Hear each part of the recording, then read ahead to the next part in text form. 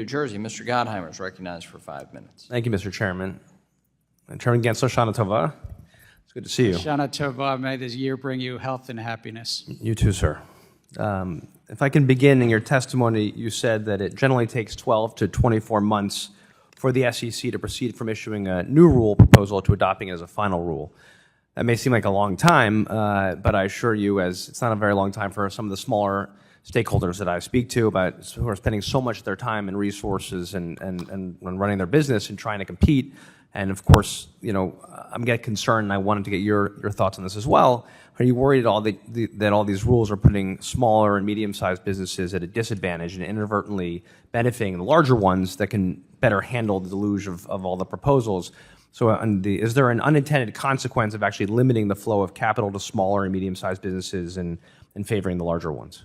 Look, and we've talked about this in your office as well. I think that we benefit hearing from those small businesses.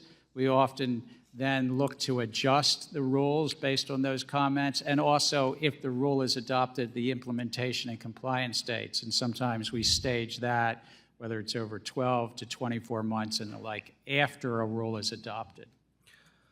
Part of my concern is, and I appreciate our ongoing discussion on this front. By my count, you've issued 50 separate rules, and there are another 14 new rules on your most recent unified agenda that are scheduled to propose in the coming months. And I'm just trying to figure out the volume, what this means for the smaller stakeholders, and they just don't have the back end, the regulatory back end to be able to engage with the SEC and don't know how to engage with the SEC in some ways. How do you think about that? How are you trying to shape the agency to really allow for them to also have a fair shot at comment period? Well, in part by putting out the agenda itself 2.5 years ago. We've now proposed the bulk of that. And then working through, we take meetings even after comment periods, all the way up to sometimes a few weeks before we adopt.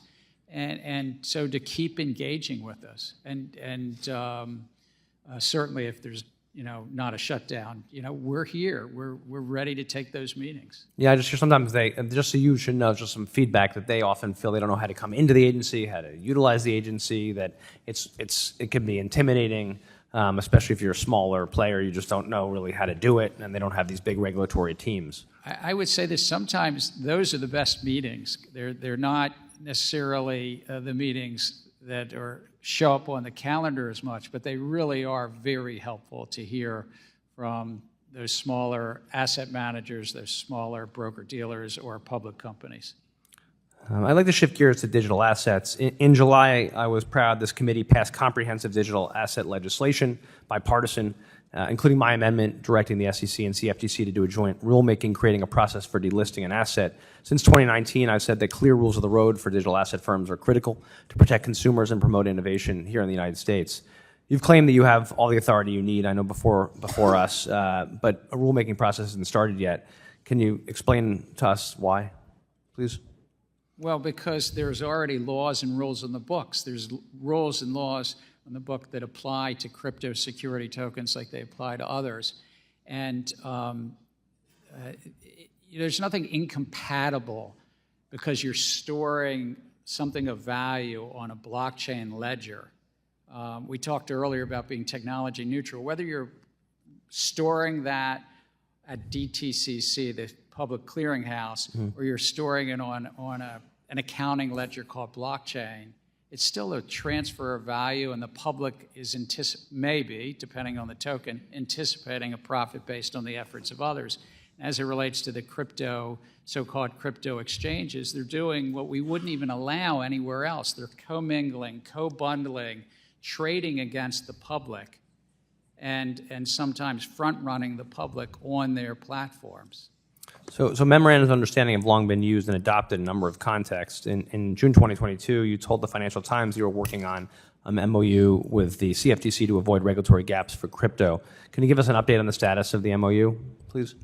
I was hopeful that we would do something there, but what we do is on a case-by-case basis and issue-by-issue basis work with the Commodity Futures Trading Commission with regard to this crypto field. They have important authorities. They execute against those authorities. We do against our authorities. really both with the same goal of protecting the public. Thank you, May. Have a sweet new year. Thank you. Gentleman's Yield back. time has expired.